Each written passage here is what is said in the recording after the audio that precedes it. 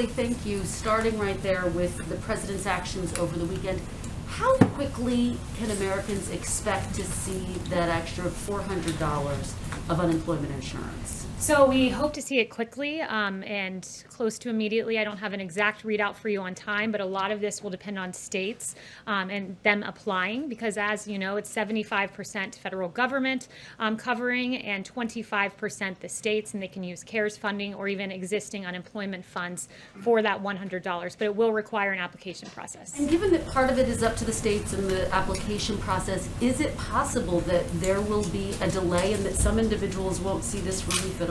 We will be working around the clock to make sure there's not a delay, but any delay that does exist, it's important to note where that delay and the responsibility rests. And it's with Nancy Pelosi and Chuck Schumer, who they were offered a clean extension, not of $400 of unemployment benefits, but $600, and it was roundly rejected by Democrats. So this president stood up for the American worker at a time when Democrats refused to do so. And just to be very clear, you're saying that you're going to work around the clock. You want it to get to Americans quickly.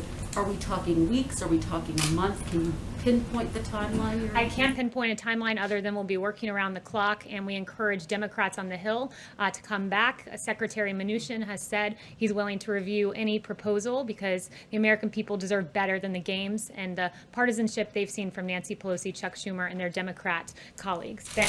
Thanks, Kayleigh. Two questions. Just to follow up on what Kristen was asking, is there a mechanism by which the federal government can provide the $300 immediately, even if states don't provide the $100?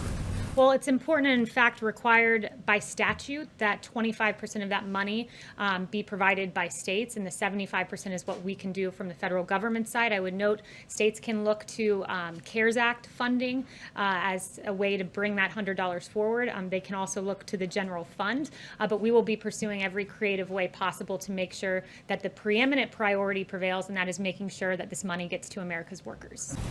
So going back to his question on HHS and executive order, is there no real solution then for people who may be facing eviction by the end of this month or early September?